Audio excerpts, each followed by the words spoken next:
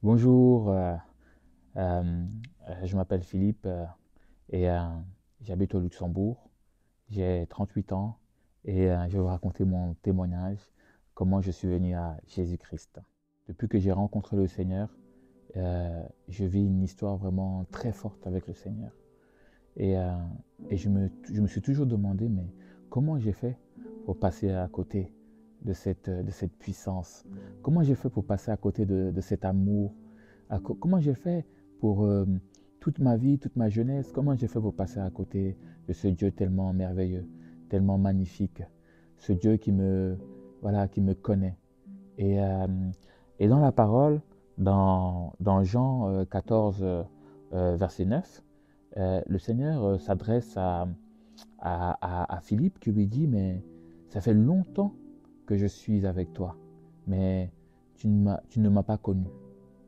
Et c'est vrai, ça fait longtemps que je suis avec le Seigneur et, euh, et je ne l'ai pas connu. Je ne l'ai pas connu. Je suis passé voilà, par beaucoup de choses dans ma vie. Donc, je suis issu d'une famille de 4 enfants. Euh, je suis né au Cameroun, voilà, et je suis né avec des prédispositions génétiques. Voilà, quand j'étais petit, j'étais très très malade, très malade. Et je pense que si je n'étais pas venu en France, bah, je ne serais pas en face de vous. Voilà. Donc, par la grâce de Dieu, je suis venu en France et j'ai pu me faire soigner. Et je suis venu à Paris, en banlieue parisienne. Donc, j'ai grandi dans un quartier plutôt difficile. Voilà. Et j'ai commencé à aller à l'église, les cours de catéchisme. On me parlait de Dieu, mais pour moi, je ne comprenais pas. Je n'avais pas encore rencontré Jésus. Et j'allais de beaucoup et j'allais de moins en moins. Et c'est comme ça que j'ai fait toute mon enfance. Et donc, de temps en temps, le dimanche, j'allais à l'église. Mais je n'avais pas encore eu de véritable relation avec le Seigneur Jésus-Christ. Donc, vous imaginez bien, ayant grandi dans un quartier difficile, les problèmes de fréquentation, les influences qu'on peut avoir des amis, etc. Donc, j'ai grandi dans cet environnement-là, un environnement très difficile. Et Dieu, en y repensant, il m'a préservé de la délinquance. Il m'a préservé des pièges voilà, de, de, des pièges de mauvaises influences. Il m'a préservé, des substances, on va dire, nocives. Il m'a préservé de la drogue. Il m'a préservé de beaucoup de choses. Et malgré tout, je suis quand même tombé dans des choses assez lourdes. J'étais quand même un délinquant, donc il faut le dire. J'étais plus un suiveur, mais pas un leader. Donc j'ai commis des actes de délinquance quand j'étais ado. Et voilà, donc j'ai participé à des rites, des bagarres entre jeunes, etc. Et ça allait je cherchais beaucoup l'argent en fait. Voilà, j'étais un délinquant et ce qui m'intéressait c'était vraiment l'argent. Donc voilà, je faisais tout pour avoir de l'argent. Et jusqu'à que voilà, ça devienne trop grave. Et quand c'est devenu trop grave, là j'ai décidé d'arrêter, de me concentrer dans les études. Et je pense que la main de Dieu était déjà là. La main de Dieu était là parce que c'est lui qui m'a permis de m'arrêter à temps. Et donc du coup, je me suis plutôt concentré dans les études. Et voilà, j'ai mis toute mon attention dans les études. Donc, par la grâce de Dieu, vraiment encore la main de Dieu, Dieu a permis que je puisse avoir mon master. Et à la fin de mon master, je suis venu au Luxembourg pour travailler. Et quand je suis venu au Luxembourg, bah, je ne savais pas vraiment qu'est-ce que je devais faire. Bah, à part le travail, je ne savais vraiment pas où ma vie allait, dans quelle direction, dans quel sens, où ma vie allait. Donc je me posais plein de questions. Et donc j'essayais de combler ce vide par des choses vraiment éphémères. Donc là, c'était les femmes. Donc voilà, je vivais beaucoup voilà, pour les femmes. Euh, je, C'était aussi les jeux d'argent. À un moment donné, je suis devenu accro au casino, aux jeux, aux paris sportifs. Donc voilà, c'était beaucoup le monde de la nuit, les boîtes de nuit.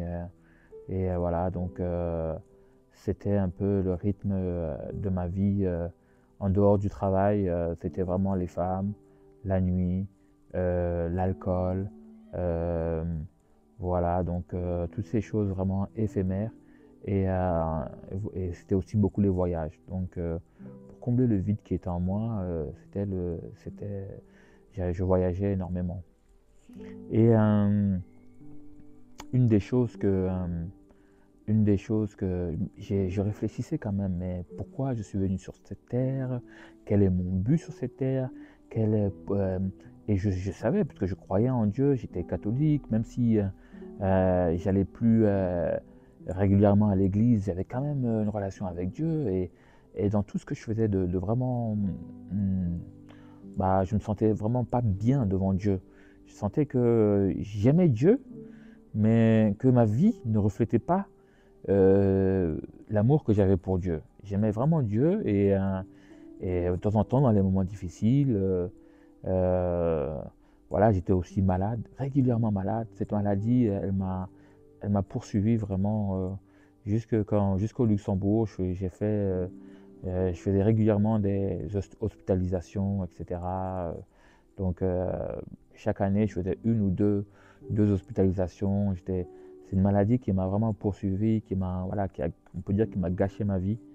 Et donc, voilà, dans tout ce brouillard, je cherchais vraiment un sens à ma vie. Et pendant le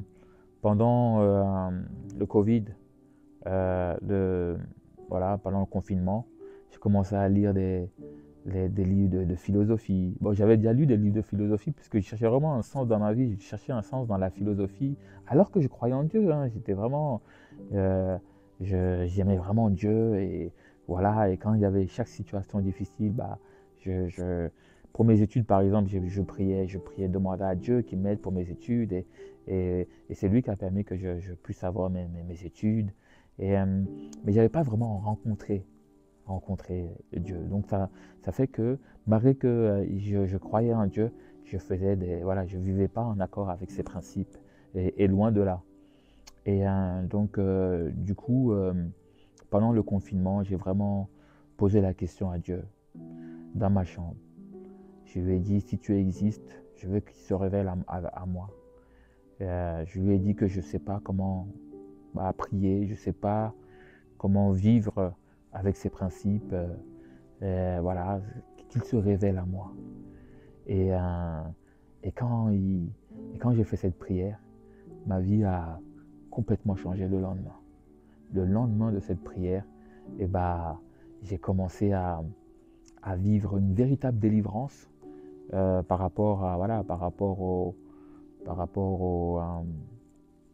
tout ce que je faisais de mal, tout ce que j'ai fait de mal. Le Dieu est venu me toucher et il m'a vraiment délivré. Et quand il m'a délivré, j'ai compris une chose, c'est que le monde spirituel existe. Ça m'a frappé, je me suis dit, mais en fait, on est là et vraiment, il y a quelqu'un dans le spirituel qui tire les ficelles de notre vie.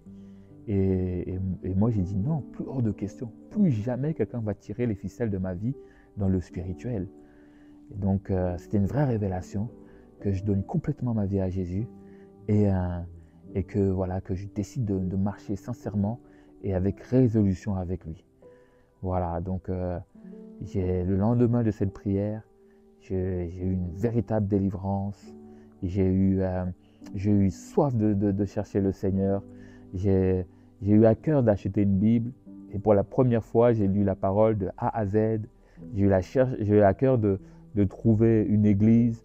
Donc j'ai rencontré des frères et des sœurs. J'ai vécu une expérience spirituelle, une aventure spirituelle, comme jamais j'aurais pu imaginer. J'ai dit, ah bon, c'est ça être chrétien en fait. C'est voilà, c'est aimer le Seigneur, vivre selon ses principes. Et le Seigneur, il nous le rend en retour. Il nous comble de paix, de joie. Et vous savez quoi? Il m'a complètement guéri de ma maladie. Complètement. J'avais des crises une fois, 2 fois par an, et plus jamais j'ai eu des crises. Plus jamais j'ai eu des... Si, j'ai eu des crises, mais plus jamais je suis allé à l'hôpital. Bon, c'était un véritable combat au niveau spirituel, mais il m'a guéri. Il m'a guéri. Et, il m'a guéri dans tous les domaines de ma vie. Il m'a donné une paix,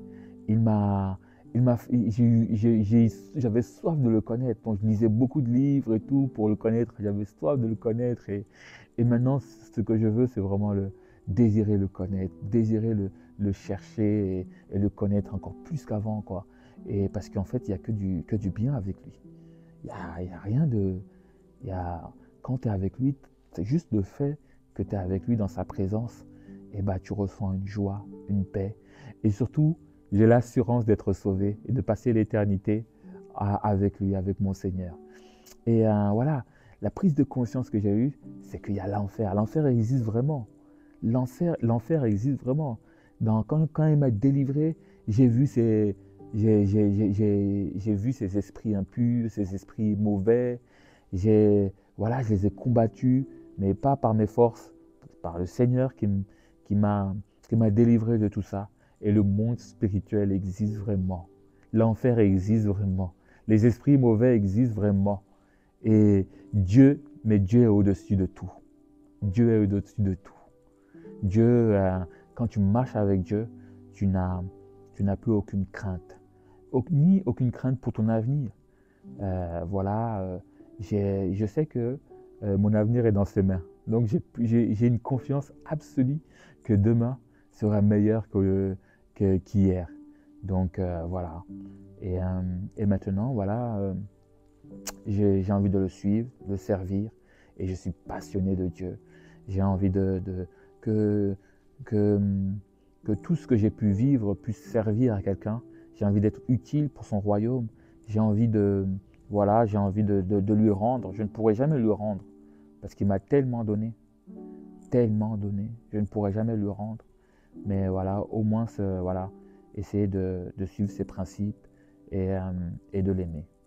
De l'aimer. Parce que tout ça, c'est qu'une histoire d'amour entre nous et notre Créateur, en fait. Jésus est vraiment vivant. C'est pas juste voilà, un Dieu qui est loin ou il se soucie vraiment de toutes nos situations, il se soucie vraiment de nos vies, il est présent. C'est vrai qu'on ne le voit pas et du coup les gens ils disent qu'il n'existe pas, mais en vrai il est vraiment vivant. Et je peux vous le dire parce qu'il a transformé ma vie. Et au-dessus d'avoir transformé ma vie, il a transformé mon cœur. Je ne suis plus la même personne qu'hier. Avant j'étais un menteur, j'étais un tricheur, j'aimais tout ce qui est éphémère. Voilà. J'étais attiré par des choses peut-être qui peuvent sembler peut-être bonnes comme ça à première vue, mais qui finissent tôt ou tard par te faire du mal. Et j'étais attiré par ces choses. Et je peux vous dire que Jésus est vivant parce que je ne suis plus la même personne. Mon cœur a été transformé. Maintenant, je suis quelqu'un qui est plus doux, qui est sincère, qui cherche Dieu de tout son cœur, qui cherche à le plaire. Et par-dessus tout, j'ai la crainte de Dieu. Et je peux vous dire que Jésus est vivant parce qu'il a transformé mon cœur. Et je sais qu'il va continuer encore à le transformer. Et je veux devenir encore meilleur. De jour en jour, il me rend meilleur. Et c'est parce qu'il est vivant qu'il peut faire ça. Si ce n'était pas un Dieu vivant, qui pourrait faire cette transformation? Et surtout, c'est un Dieu qui était toujours là. Dans tout ce que je vous ai dit, il a toujours été là. Dans chaque étape de ma vie, il avait sa main. Mais sauf que moi, voilà, chaque chose a son temps. Je ne l'avais pas encore vu jusqu'à présent. Et pendant ce Covid, il est venu. On a eu un tête-à-tête. Donc vraiment, je je veux vous encourager vraiment à accepter Jésus, à faire des recherches, à lire la Bible, à vous entourer de frères, de sœurs qui aiment le Seigneur. Il y en a beaucoup, vous savez, c'est pas parce qu'on ne les voit pas qu'ils n'existent pas, mais il y a beaucoup de gens qui aiment Dieu sincèrement. Et posez-leur des questions. Moi, Dieu m'a transformé. Je ne parle pas d'un témoignage de quelqu'un d'autre. C'est mon témoignage, c'est ma vie, c'est mon histoire. Et je sais ce qu'il a fait dans ma vie. C'est pour ça que je vous encourage à vraiment le chercher. Et par-dessus tout ça, c'est le message du salut. Voilà, on peut vivre toute sa vie en ayant beaucoup d'argent, en étant heureux, en étant joyeux. Mais si on n'accepte pas Jésus, bah, malheureusement, il est le seul chemin. Il est la seule vérité et il est la vie. Nul ne va au Père sans passer par lui. Donc, nul ne peut aller au ciel sans passer par Jésus. C'est le seul nom qui nous a été donné sur la terre, qui nous permet de nous réconcilier avec le Père. Et voilà, donc je vous prie vraiment de le chercher, de l'accepter. Et voilà, et j'aimerais pour celui qui a ce besoin de vraiment se tourner vers Jésus, j'aimerais, si vous me permettez, de prier pour vous, voilà, et de faire la prière qu'on appelle la prière du salut, qu'on peut la faire ensemble si vous me permettez. Père, merci Seigneur pour ce témoignage. Merci parce que tu es vivant. Merci parce que tu es venu me chercher là où j'étais, dans des choses vraiment qui voulaient me détruire, Seigneur. Merci de m'avoir sauvé. Merci de m'avoir délivré. Je t'accepte, Seigneur, comme mon Seigneur, comme mon Sauveur. Et je crois que tu es mort pour mes péchés et que tu es ressuscité pour me donner une vie nouvelle. Seigneur, je me repens, Seigneur, de tous mes mensonges. Je me repens, Seigneur, de toutes les impuretés que j'ai pu commettre dans ma vie. Tu es mon Sauveur et je décide de vivre en nouveauté de vie avec toi pour l'éternité. Et j'invite aussi ton Saint-Esprit à me remplir pour pouvoir te plaire toute ma vie. Toute ma vie, je vais habiter dans la maison de l'Éternel. Amen. Amen. Voici mon témoignage et que Dieu vous bénisse.